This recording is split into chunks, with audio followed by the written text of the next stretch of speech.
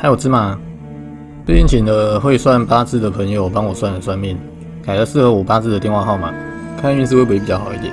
不过朋友说还是得看自己的修行怎么样，才看得出效果。他平常是有在学佛的，他说他改了电话号码之后呢，人生翻转，甚至财富自由了呢。不过改电话号码真的很麻烦，要跑好多地方更改当初设定的电话。有人改过电话号码吗？改的理由又是什么呢？可以下方留言分享给我知道一下哦。今天这个故事没有鬼，也没有吓人，但却是看了会令人毛骨悚然的故事，是由昌提供的亲身经历，感谢他的提供。下面记得按赞、订阅、分享，有收到故事的话，连结说明栏哦。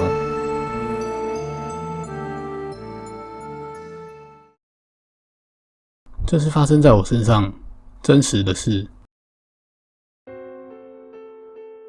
那时的我13岁，很喜欢，也很擅长游泳，梦想是在未来当一个救生教练。看似是一个前途美好、无忧无虑的国一学生。只要是学生，都一定要做环境整洁，还会分成教室内跟校园内。室内区都是老师每天会盯的地方，相对来讲也会比较辛苦。而校外区毕竟是全校共用，有时垃圾、树叶都还能推脱。说是后来有人丢的，或树叶是后来掉落的，相对来讲比较轻松。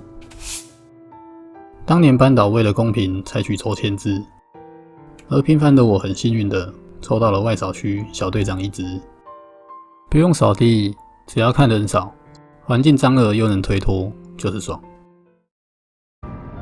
我永远记得那天是一个闷热的4月天，一大早环境打扫时间要结束时，照惯例在外扫区四处看看，结果在花圃中看到一个相当奇怪的信封袋。身为一个乡下小孩，肯定都懂一些习俗的事情，知道红包不能乱捡什么的。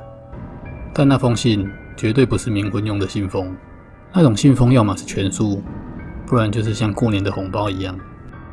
但我眼前这个诡异的信封被画上了无数个大小一致的方格，而每个方格又被涂上了不一样的红色、绿色、黑色等等让人看起来就不舒服的颜色，看起来就像是让人恶心的魔术方块。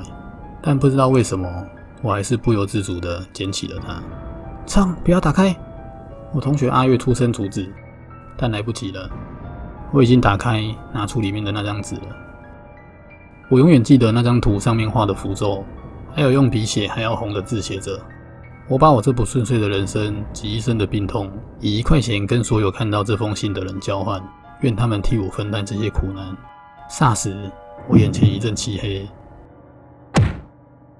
之后我就昏倒了。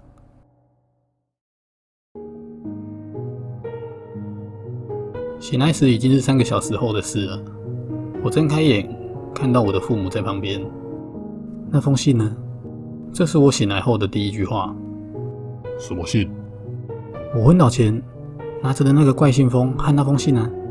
我们接到通知后赶到医院这里，只看到你手里紧握着一个1元硬币，死不放开。我昏过去时，医生替我做了精密检查。他说我脑子里有3颗3公分大小的瘤，要马上治疗，不然会有生命危险。但我爸跟我说这些时，我都没什么在听，我只在意旁边桌子上面的1元硬币，还有消失的信。从此我的世界，学校就只占一小部分。长时间的待在医院，那时候没有像现在这么方便的科技。即便想问阿月当初为何叫我不要打开信件，也一直没有机会。我的病在国3下学期学测前1个月，终于完全治愈，可以出院了。但付出的代价相当的大，我赔掉了全身的内分泌，现在多半靠吃药，还有注射补充，更失去我左半侧的灵活度。我再也没有办法游泳了，更别提当救生员了。学测完3个月后，阿月突然跑到我家找我，信得过我的话就跟我来。他没有跟我说太多，我拖着当时还不能灵活活动的身体，跟着阿月到了一个食社公庙。这是我家。原来阿月他们家是开公庙的，他从小就能感应到不好的东西。他那天感觉到那封信有古怪，还好我们叫我不要开，但来不及了。爸，这是我跟你说过的那个同学。月爸问我里面的符咒是长什么样后，破口大骂了一顿。月爸说，这是一种折祖宗18代阴德，甚至会影响周遭的人的一种写法。太缺德了！姐姐，我帮你把它打回去，你应该会比较好过的。我低头想了想，思考了很多。虽然当时我年纪很轻，但也许是这2年的我经历各种苦难，看开了非常多事情。谢谢叔叔，但是不用。既然他这么痛苦到要把命卖给别人，估计也是个可怜人吧。我只希望我是唯一一个捡到那封信的人。这种痛，我一个受就够了。你以后一定会有福报的。之后差不多过了20年了。这段时间，我能持续的打针吃药复健，也找到了一份薪水还算过得去的工作。我想这些日子我得到的福报，是我至今依然还活着吧。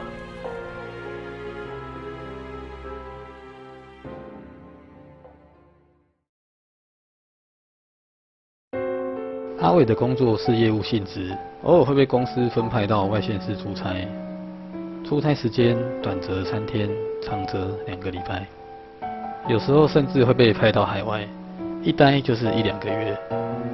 虽然累归累，阿伟好几次想转换跑道，但他说待遇真的不错，而且也暂时想不到要做什么，所以就一直待着了。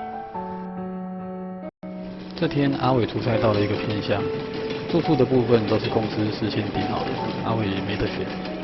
因为工作是一大早，所以阿伟前一天晚上就先到民宿报到了。看到民宿的阿伟，据他说，这还真是一间说多破有多破的民宿，老旧残破不堪的外观，让人觉得这根本就是废弃的鬼屋。走进民宿，幸好灯光还算明亮，里面看起来也没有外面那么差，让阿伟松了一小口气。应该没那么差吧？明天还要早起，赶紧洗洗睡吧。跟老板娘 check in 后，拿了钥匙走楼梯到3楼的房间。阿伟熟练地敲了个门，开门后简单扫视了一下房间，看起来就是间普通的套房，当然不会有多新，但至少挺干净的。阿伟放好行李后，时间已经是晚上11点，拿着衣物进浴室洗好澡后，就赶紧上床睡觉了。就在半夜时，原本熟睡的阿伟听到了窸窣窸窣的声音。